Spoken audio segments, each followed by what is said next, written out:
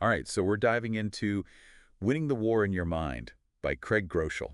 Yeah, this book's been making waves. Oh, it has, hasn't it? Look at all these big names endorsing it. Lisa Turkers, Bob Goff, even John Maxwell. Clearly hit a nerve with folks. Maybe it's the whole idea of like how our thoughts actually shape our lives. Or that connection between, like, faith and psychology. Either way, if you're listening, buckle up. Some serious aha moments coming your way. Speaking of aha moments, Craig kicks things off with this awesome magic eye picture analogy. Oh, yeah, I remember those. You kind of got to blur your vision to see the hidden 3D image, right? Right. He's comparing that to changing your thinking, finally seeing what's really there. It's like we're all walking around with these mental magic eye pictures. Missing the depth because we're looking the wrong way. Makes you think, doesn't it? It really does. And it highlights this truth that, honestly, both the Bible and science are backing up more and more these days. That our thoughts are powerful. Incredibly powerful. They shape everything, like our choices, our whole lives. Yeah, the book even calls our mind a battleground. Under constant attack from, like, negative thoughts, lies. Not about being paranoid, but just recognizing this mental battle is real. He tells this funny story about his first car. Oh, what was it? A brown Buick with a spoiler. Tried to install this epic stereo system, Nice. but he crossed some wires. Oh, no. The stereo only worked at night. Seriously? Yeah, it's hilarious, but it's kind of like how our thinking gets crossed up too, right? Makes those decisions that only seem to work in the dark parts of our lives. Sabotaging our goals, relationships, because our mental wiring's faulty. Ooh, that's a good way to put it. I've definitely had those what was I thinking moments. Oh, we all have. So how do we even begin to figure out what lies we might be believing? Self-awareness is huge. Like looking in the mirror, being brutally honest. Exactly. Got to be brave enough to face what we see. Because some of those lies are so ingrained. You don't even realize they're lies. Common ones, he says, are like, I'm not good enough. Or, I'll always fail. Oh, and that classic, I need fill in the blank to be happy. Insidious how they worm their way in. Craig actually tells this story about how his own daughter made him realize he was stuck in the whole people-pleasing trap, Oh, wow. basing his self-worth on what other people thought. Ouch. Yeah, that's a common one. Like being a chameleon, always changing colors to fit in, Exhausting, isn't it? totally, and never feeling truly seen. Keeps us from being our real selves. Okay, so we've spotted the lies. What next?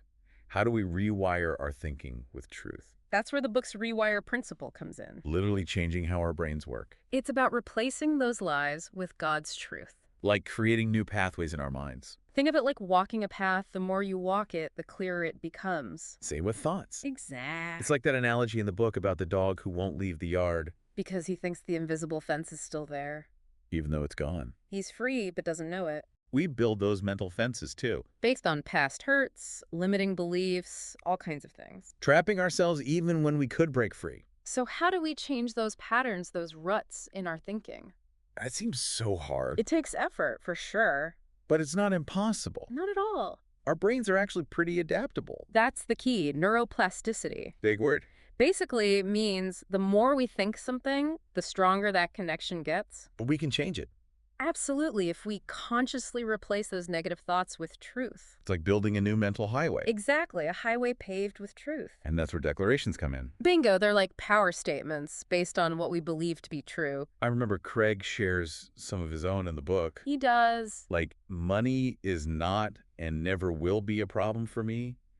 My God is an abundant provider who meets every need. Wow, that's a good one. I know, right? It's about tailoring those declarations to your own specific struggles. So we're replacing lies with truth, building new pathways in our minds. But what about the past? All those experiences that shaped our thinking, even the bad ones, That's where reframing comes in, changing how we view those events. seeing them through a new lens. We all have moments we wish we could undo.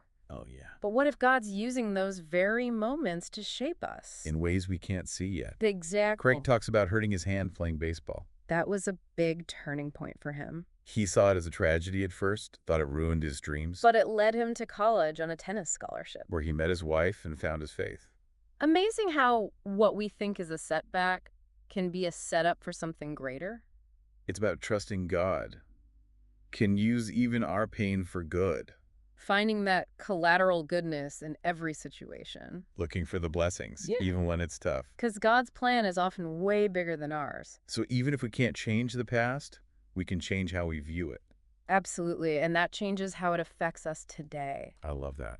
It's powerful. This ties in perfectly with the next idea, the perspective of praise. Choosing to praise, even when things are rough. Craig talks about having this terrible, horrible, no good, very bad summer. Oh man, we've all been there. Challenges, setbacks, the whole 9 yards. It's like our brains go into survival mode. Stress hormones flooding our system, can't think straight. And right in the middle of that mess, Craig finds a surprising solution. Praise. Yep, he was writing a sermon on it when it hit him. He needed to actually do it. It's not just a concept, it's an action. So what happens in our brains when we praise, especially when we don't feel like it? Well, when we're stressed, our amygdala goes haywire. The amygdala, that's the brain's alarm system, right? Yep, triggers that fight or flight response. Panic, anxiety, the whole shebang. But research shows that focusing on gratitude and praise actually calms it down. Really? Reduces those stress hormones, promotes peace. So it's not just about feeling better, it's changing our brain chemistry. Exactly, a spiritual antidote to panic. Not denying the difficulty, but focusing on a higher truth. That God is still good, he's still in control. This brings us back to those magic eye pictures. Oh yeah, Craig had a tough time seeing those too. He was looking at the image, trying to force it, But it wasn't until he shifted his perspective, looked through it. that the 3D image popped out. It's like that with our problems, we need to look through them. To see God at work, the bigger picture. Develop that spiritual magic eye vision. I love that.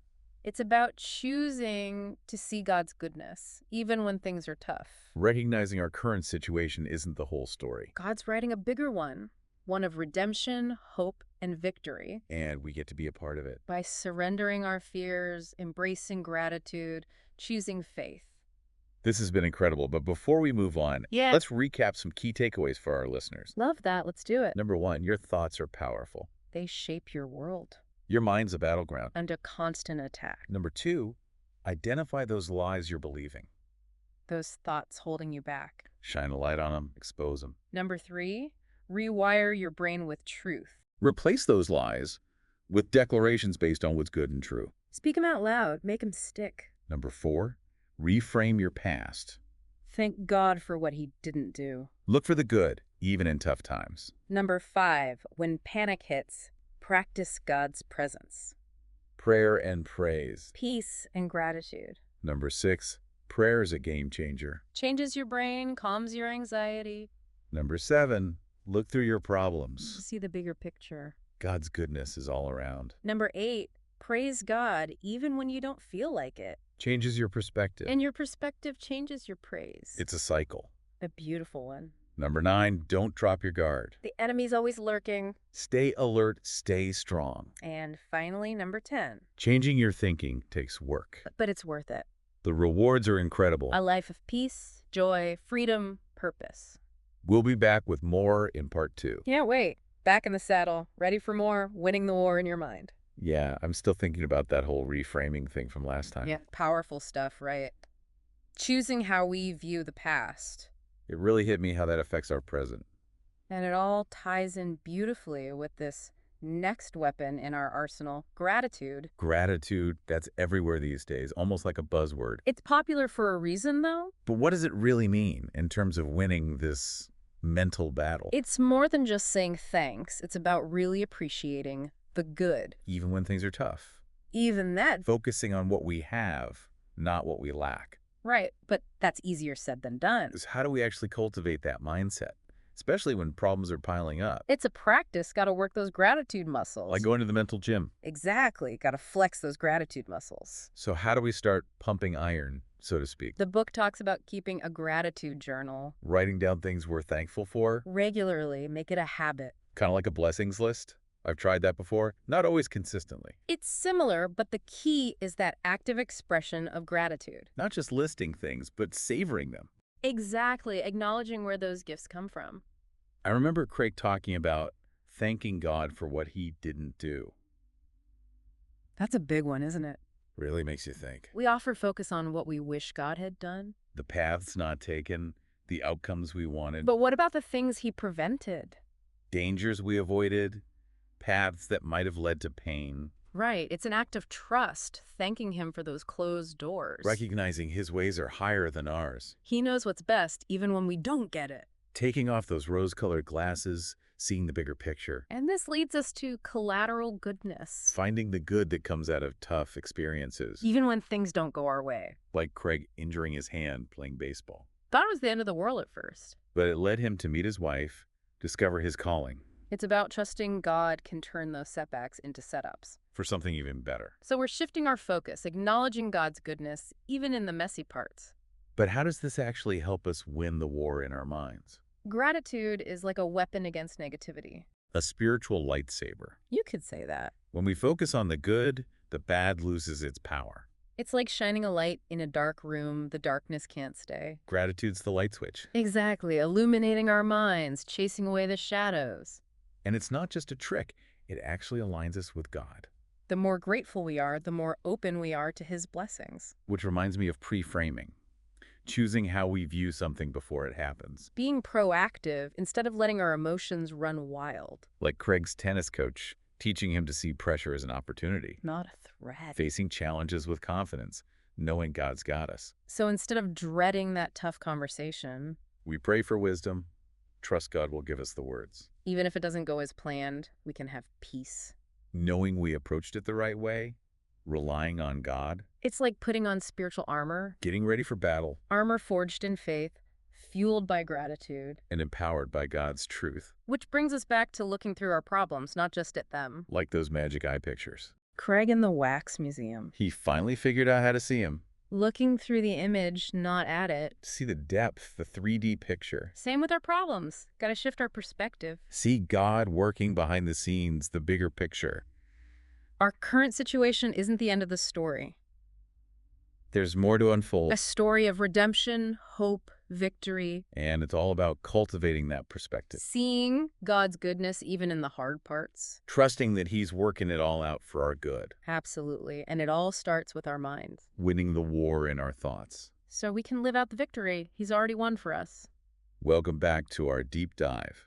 It's been quite a journey so far with winning the war in your mind. Yeah, unpacking all these ideas about how our thoughts really do shape things. And how we can actually change our thinking, for the better. We've talked about spotting those lies, rewiring with truth, all that good stuff. Gratitude, praise, choosing a new perspective. Right, but there's one powerful tool we haven't really dug into yet. Declarations. I gotta admit, I was a bit skeptical about this at first. Oh, yeah. Seemed a bit, too woo-woo for me. Like, just saying positive phrases, does that really do anything? Exactly. But here's the thing.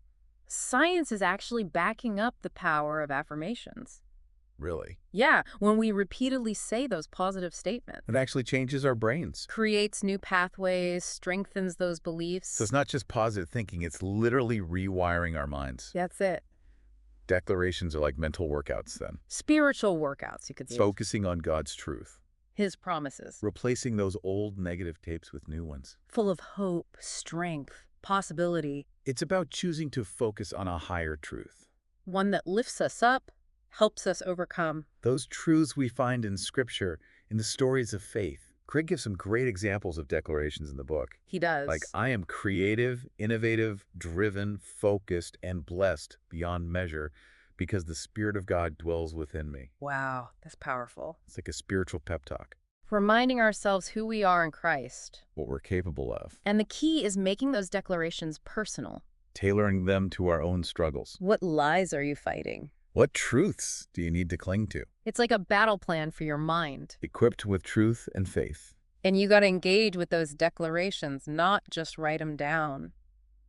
Speak them out loud, meditate on them, Repeat them until they sink in to your heart and mind. plant those truths deep. The more we repeat them, the more we believe them. They become our default setting. Like Craig learning to speak French. Years of studying, but it didn't click until he started actually speaking it. We can know God's truth, but we got to apply it, live it out. Become fluent in the language of faith. That's it. Declarations help us do that. But what about when those old negative thoughts come back? The enemy's persistent, that's for sure.